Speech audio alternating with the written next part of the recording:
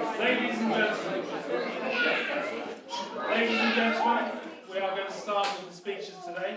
So if we could please ask you to welcome to the floor the daughter of the bride and bridesmaid, Sophie.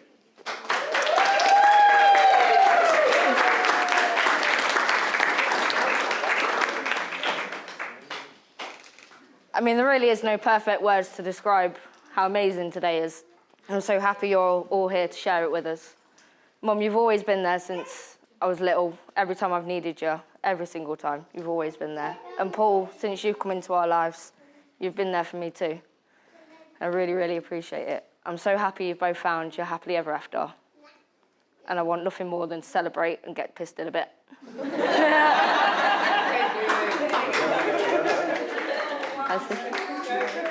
Yeah, you're done. Yeah. I'm trying to do the t-shirt.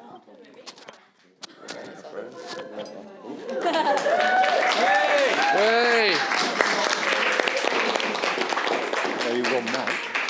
Yeah, apparently so. Technology.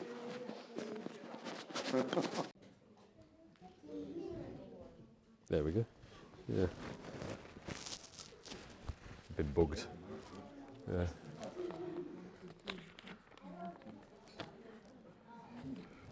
Right, I guess it's my turn now. The question is, can I do it? Is it possible? I don't know. There's no backing out now, I guess, is there? So, here we go. Yeah, so first of all, I'd like to say a big thank you for all of you for coming and sharing our special day. It really means a lot, you know. And awesome to see you all sitting here, and thank you for enduring all the photographs outside, and tedious as it was at times, but it was good fun, I thought. I quite liked it. It was quite cool, you know. Yeah. Yeah, so thank you very much. And first and foremost, I need to thank the person sitting next to me on my left, my beautiful wife. And one or two people in this room know what it's like to put up with me, so deep, you know, mentioning no names. So she needs a round of applause for that, I think. You know.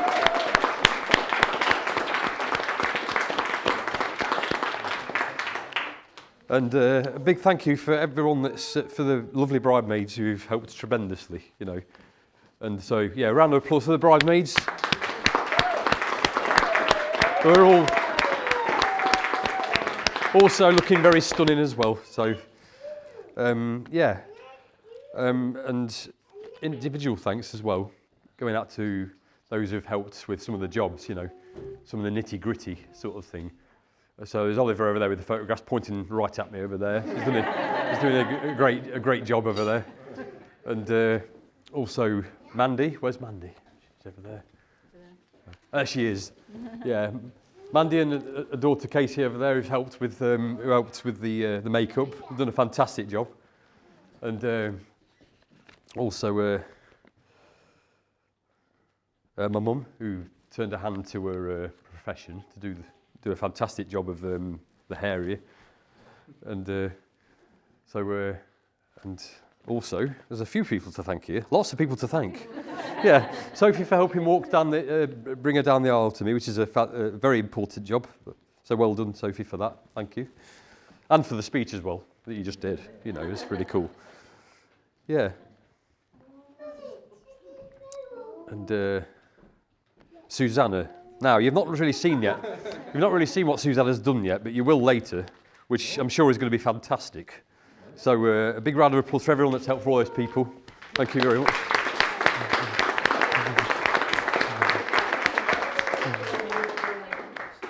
And a big thank you to Cole here next to me, who's taken on the gargantuan task of being my best man. Yes. You know. And yeah, I thought I'd just say how me and Assandra and I met. It was a bit modern, wasn't it? You know, it was on the internet. So and.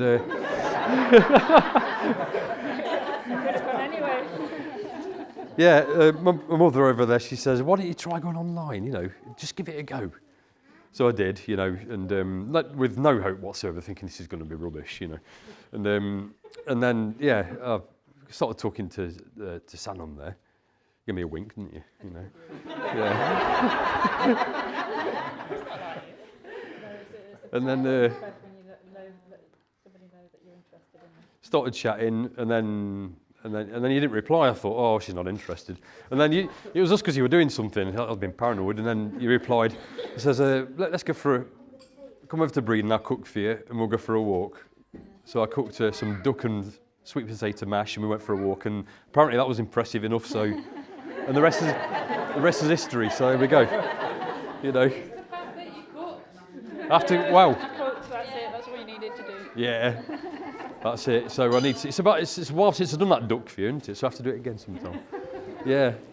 And I have to tell you how I met Carl over here. This is a man of the river from Trentlock. So. Yeah. Man of the river. Yeah. So I used to live at Trentlock with my granddad. I don't think most of you know that. And when I was young, this happened before I lived with my granddad. I used to go down there, and I had a bit of a weird obsession with the river when it was flooded. So. Which a lot of you know about, which is a bit strange, but there you go. So I used to go down there when it was flooded and see if it's coming up on the measure stick. And I saw a boat coming across the river when the river's in raging flood from the other side, from Red Hill, over at, where the big power station is over there. And what are these lunatics doing? The river's raging along, and it's Carl and his dad coming across in the distance. And they come across it, and I'm just there watching them, mesmerised. It's like, what are you doing? You know. And the Carl just looked at me and goes, "Is it coming up, Paul?" You know. And I think, I'd already met him by then, but it's one of the first times I met him. And we didn't start hanging out until a few years later, really, was it? It was just we say hello to each other. Yeah, teenagers. Yeah. Yeah, that's it. Yeah. So that's that. And also in my room is my good friend Tom there. We've known since for a very long time, and we share a passion of weather and trains still to this day, you know. So we like to keep that. Well, I usually keep it quiet, but I've just announced it to everyone, you know. It's alright, I already know about it. Yeah, I told her that after I cooked for her, you know. So if it was before, then it might have gone the other way. But we've got some gifts for our parents, which Cole's kindly going to go and fetch. We've hidden them around there. Otherwise, I was going to put them around here, but I thought maybe people might be like, ooh, you know. Yeah. Well, that's cool. Someone's found them for him over there.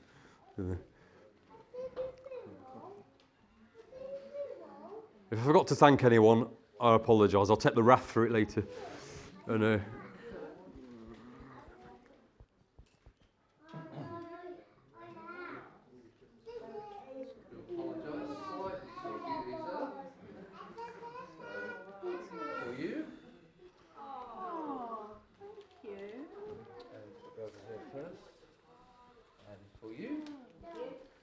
no problem. Enjoy. The few as well, Dad, and Mark the few as well. I know the flowers and stuff, but you know, yeah. No, not those. We grew these though. These are ours. Yeah.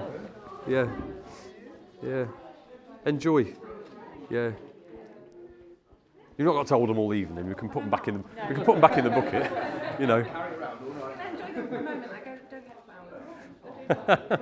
Oh, stare of death there. Anyway, I'll get round to you all and try and chat to you all later. So enjoy yourselves. And so I've already introduced Carl. So there we go. Okay.